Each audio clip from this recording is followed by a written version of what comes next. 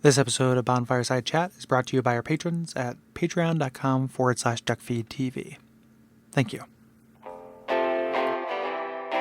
Some of our landings were desperate adventures. We are now prepared to meet the inevitable counterattacks with power and with confidence.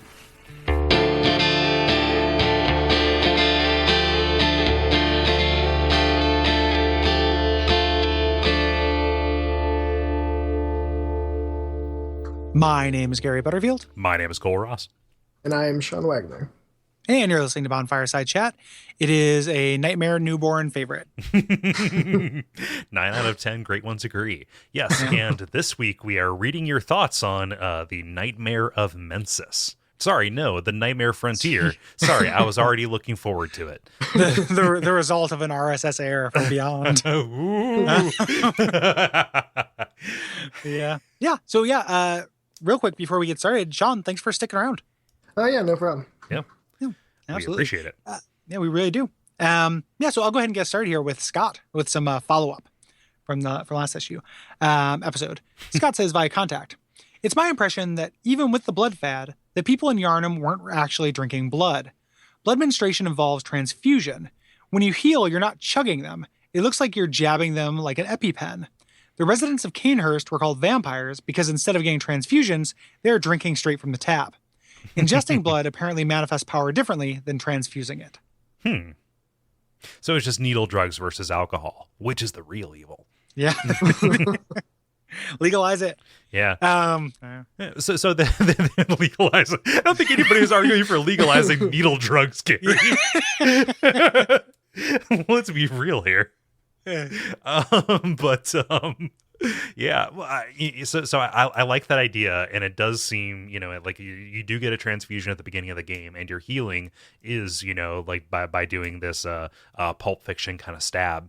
However, I don't know how that squares up with the fact that it becomes like a surrogate alcohol.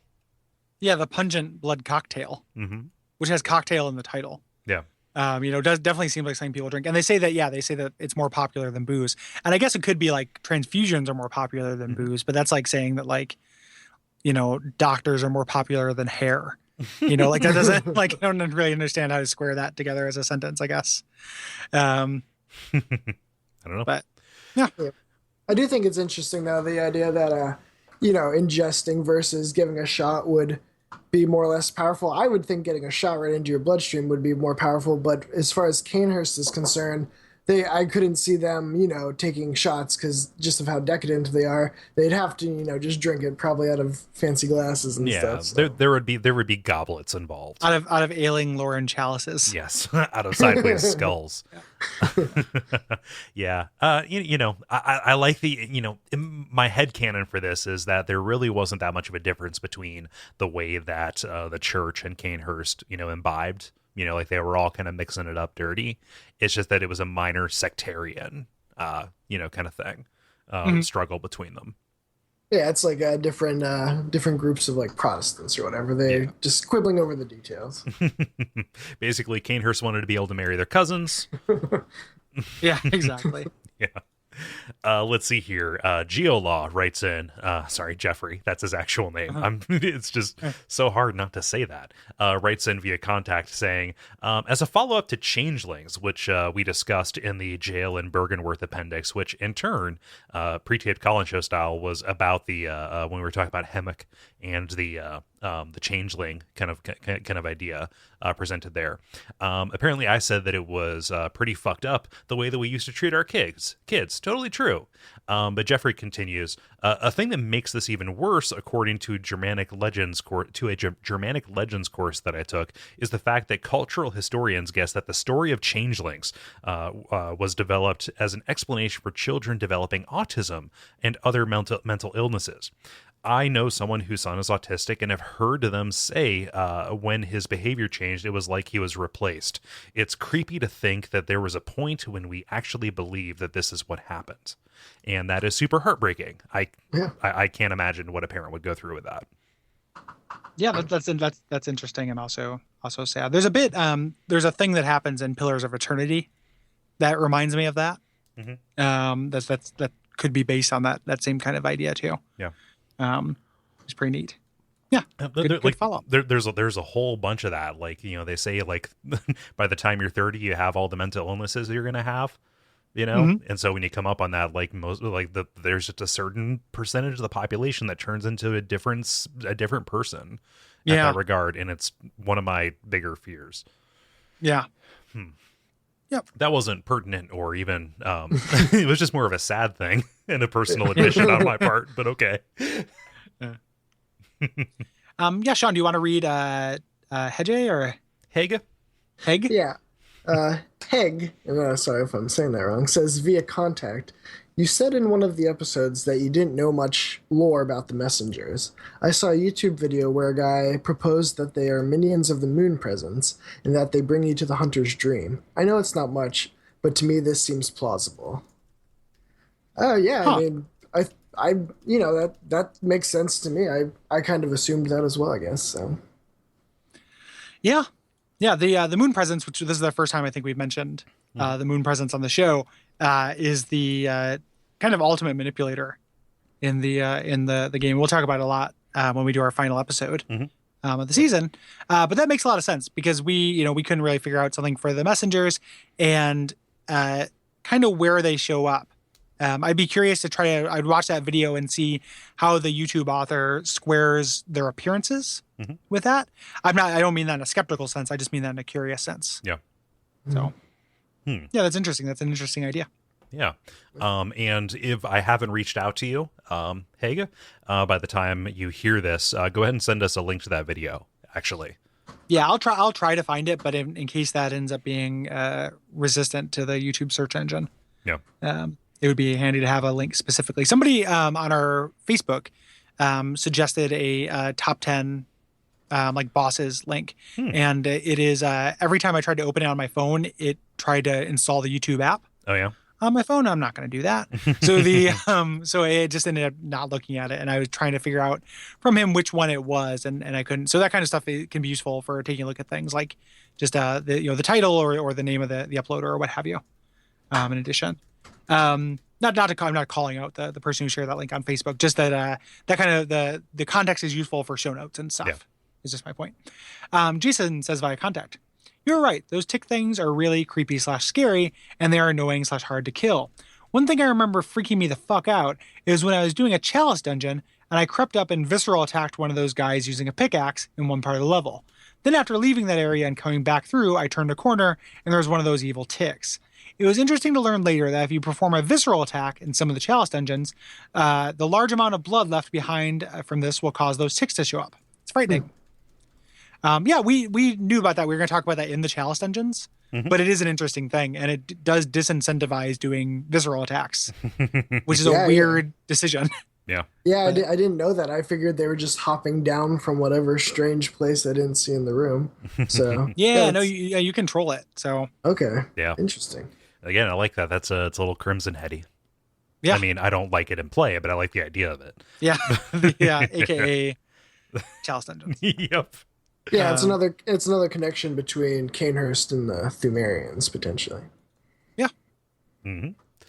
Let's see here. Getting on to the responses about the actual area here. William writes in via the contact forum saying, "Forgetting gameplay, the Nightmare Frontier and most of the Nightmare sections are just a bit over-designed. To be honest, they feel more like a hokey Halloween orgy than a creeping horror that was successful in other places, such as the Hypogean Jail. The one good bit of design here is Amygdala, awe-inspiring creature design with a fantastically orchestrated theme and some lovely symbolism. She has one arm too many to move convincingly, but at least this fight kept me on my toes." Yeah, it's a hokey Halloween orgy. Damn it's a Friday fuckfest. I need to call my distributor and change the title of my upcoming DVD release. Yeah. Yeah. Yeah, this is incredibly cluttered. I think that's more of a problem for pathfinding than anything, but it does become visual. It does become visual Teflon. Yeah, and that's something I find is true in some other areas of Bloodborne as well, but I think it's worst here. You know, like just like the big piles of just stuff on the ground that you can do with the PS4 is like initially pretty neat, and then I realize they don't really need it or care for it that much. Like it's used a purpose sometimes, and other times not. Yeah. And this feels like not, at least to me. Agreed. Yeah. Sean, why don't you say what Derek written? Okay, Derek says via contact, I came here before beating Rom because Rom was so tough. I got a great taste of H.P. Lovecraft and was pretty happy until rocks flew from off screen to kill me. Rom and these Yetis were my least favorite part of the mid-game. I beat the boss on my second try, but on my first try I dodged the first targeting laser but didn't realize there'd be an explosion. Too deceptive for my taste for a Souls boss. Yeah. I agree about the rocks.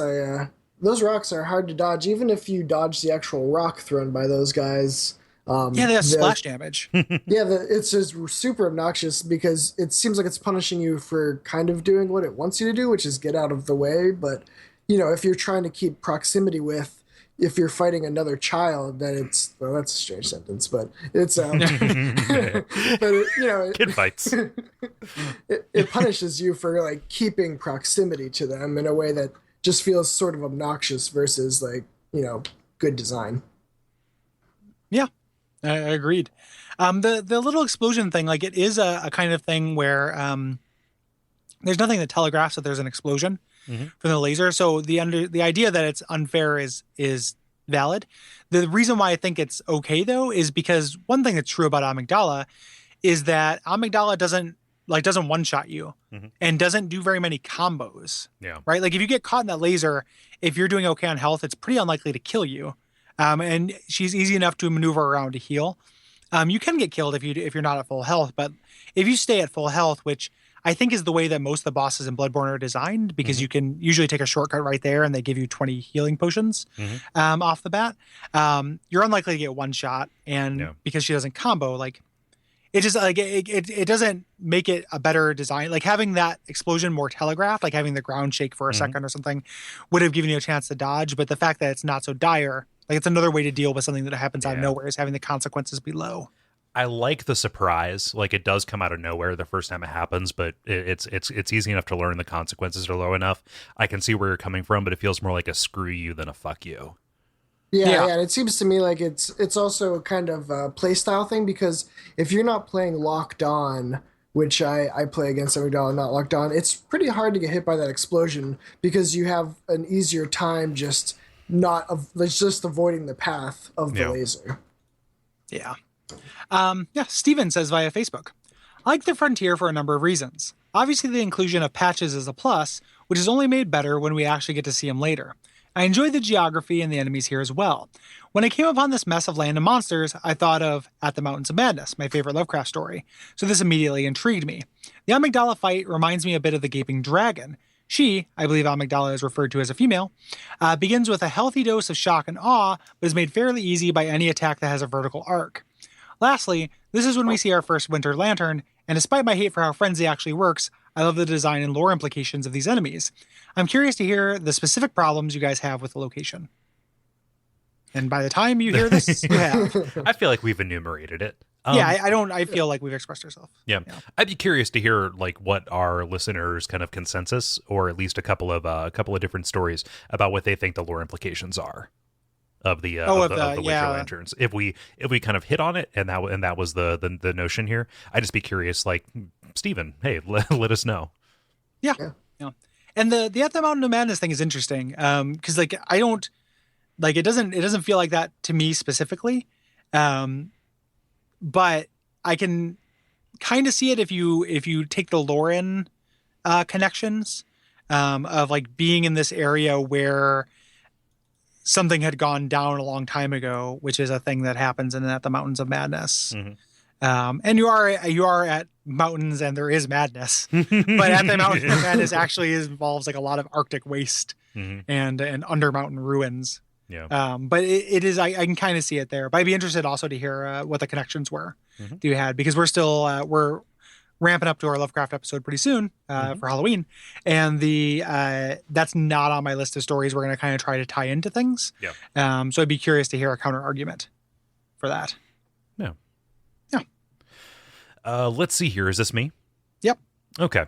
Let's see here. Mandy writes in via contact saying, as much as I love the lecture hall, I really wish it was its own larger level instead of being a transitional area to the nightmares. The atmosphere in the place is perfect, and it would have been beautiful to explore an entire campus that's been destroyed by the knowledge it was trying to unlock. That being said, I was so excited when my character first opened the door into black nothingness, only to be transported to what would become one of my least favorite areas in the game. Womp womp. No, they even say it stronger. My least favorite area in the game. Whoops. They continue. Woes aside, though, since you've probably already talked about all the bad points, the most interesting thing about Nightmare Frontier is probably what you can see in the skybox. You can actually see Marigo's loft from there. And that's when I realized why it's called a frontier. Amygdala was all right, but I would have liked it better to fight him in the Unseen City, since the arena and the area didn't really match the vibe of the boss. Anyway, Lecture Hall is great, but it should have been bigger, and the game could have done without the Nightmare Frontier. Here's hoping to the DLC that will give us more interesting levels to explore. Yeah. I actually think Amygdala's arena is perfect for Amygdala. Yeah. Unless you mean that the arena, the boss that you fight in Yarhagul, would have been better without that boss. You know, if that's what you mean. Like the Unseen Cities boss doesn't match that arena, which I don't necessarily agree with either, but I like Amygdala being in this just big empty circle. The colors seem to match in a weird way. Like I like the visual design of the way Amygdala fits in with the space. Yeah. Yeah. I like the idea that like this is the frontier. We have a frontier in the version of Yharnam that we know, right? Yeah, and just that this is outside of the settled area. It's for Yharnam Gallagher to do a routine. They go to the frontier tombstone to get to the frontier, but you go to the nightmare tombstone to get to the frontier. Which is it? It makes no sense. He smashes a slug with no, he smashes a student. Like you have to go for the gooeyest with thing. a Kirk hammer and then just I don't like gay people. Look, I'm Gallagher.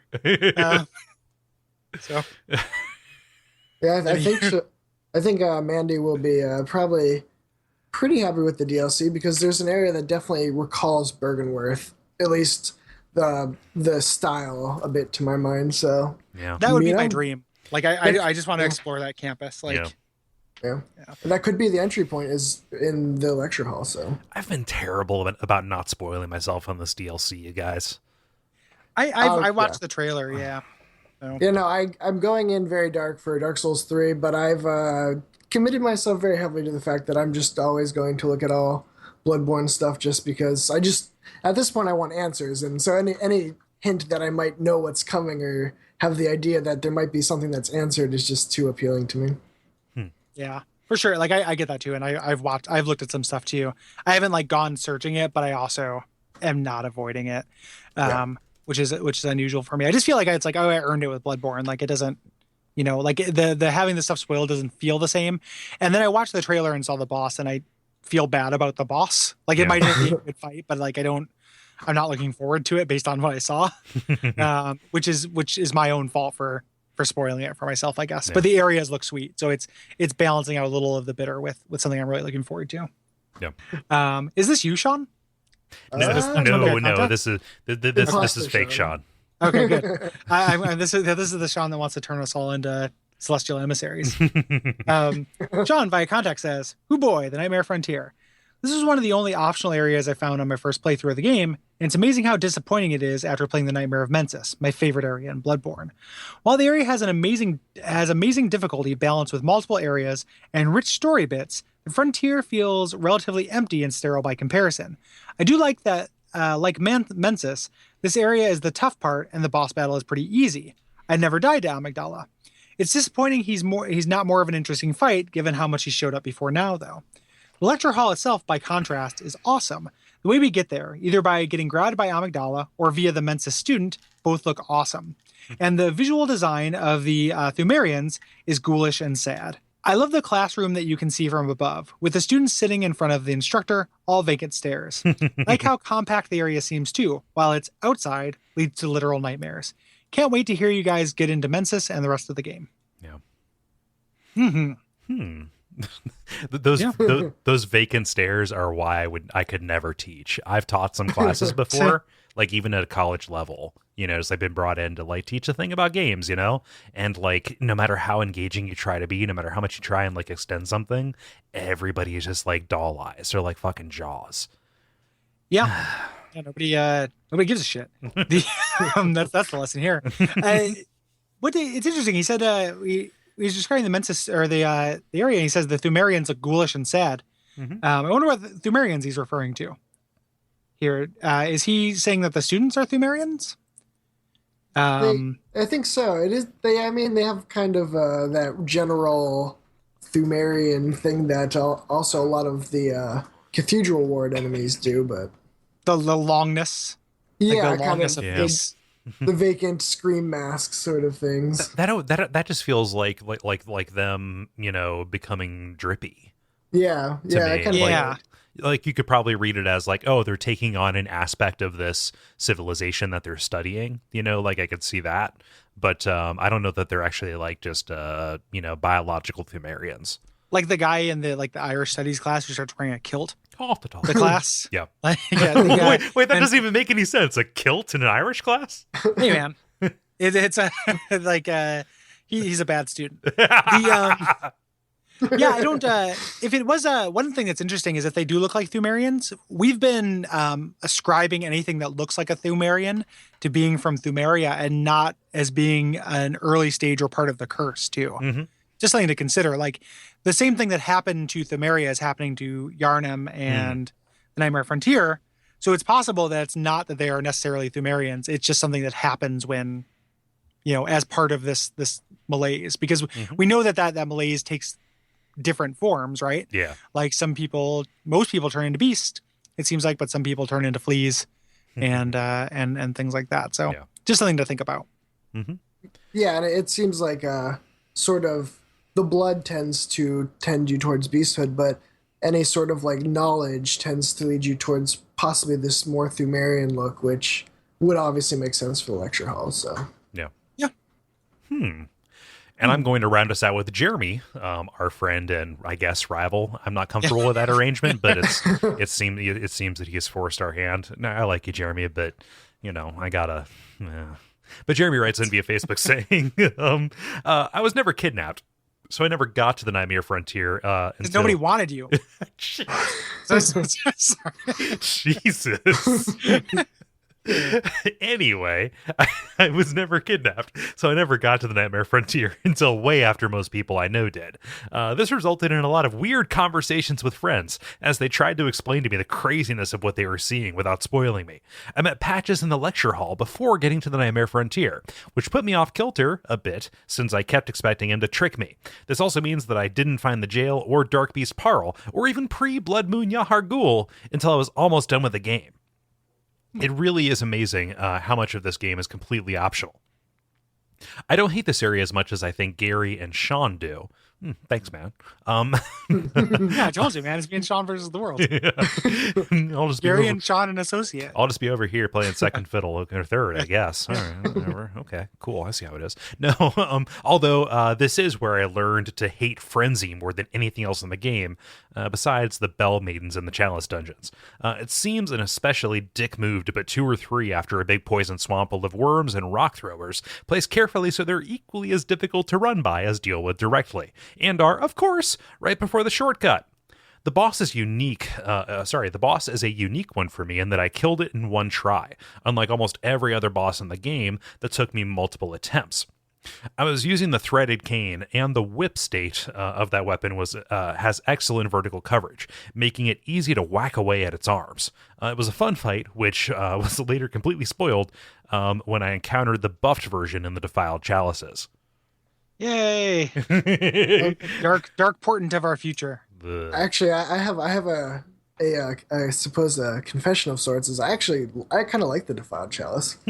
I think it may be, for me at least, because if the actual areas are really easy to get through, so you get to the boss fight really easy, and I don't know, for some reason I hate most of the chalices, especially the Thumerian Hill one, but The defiled chalices they fell into the challenge that I enjoyed sort of area. So No. so Yeah, I it haven't might gotten not there all be yet in bad. this playthrough, so I can't actually speak to it. I just know what it's about and know what I think of the chalices I've been through. Yeah, that being said, So. I'd only ever do it once, but it wasn't the worst part of the chalices for me. Yeah. Yeah. Yeah, it is that is thank you, Jeremy, for that. I would kidnap you if I could. Take it all back. Jeez, man. Watch out, Ms. Greer. Um, never meant to kidnap your husband. I'm sorry, Miss Greer. But yeah, you are right about all those things. Yeah, I don't have anything to add. No, That's neither true. do I. still haven't done a playthrough where I use the threaded cane a lot. Like I did a kind of an aborted playthrough with it, but I abandoned it for the knives you can get from Eileen. Yeah. As soon as I got them, because I like those a lot. Mm-hmm. But I see how it would be very useful for crowd control. Yeah, it's definitely good in these areas that are more wide open than the alleyways. I think that the early game is not the ideal place for that. Yeah. Yeah.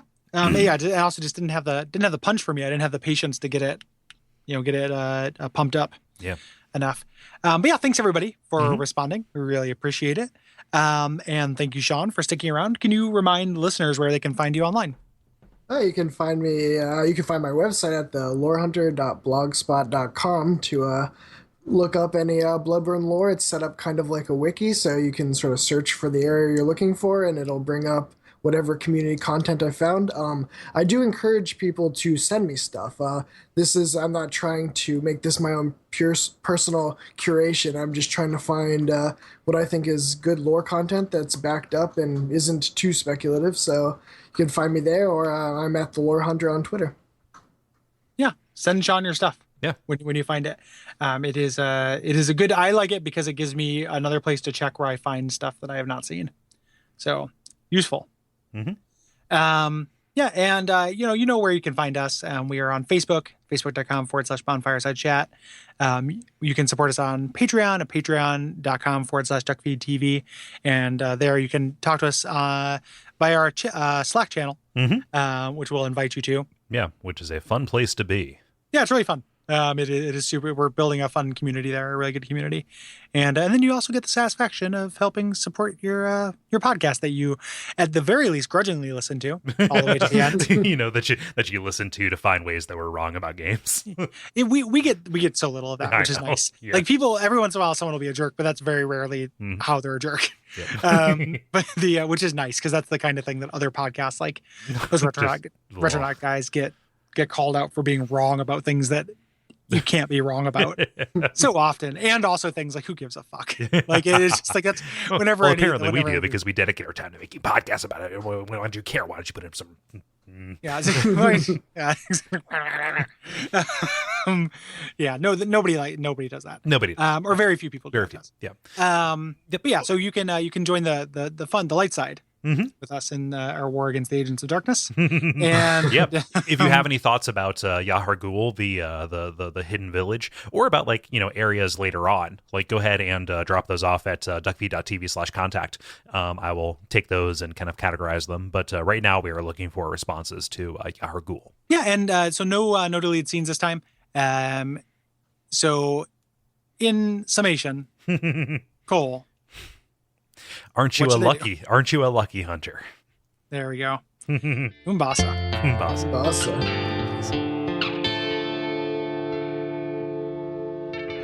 And we all pray that we will have far more soon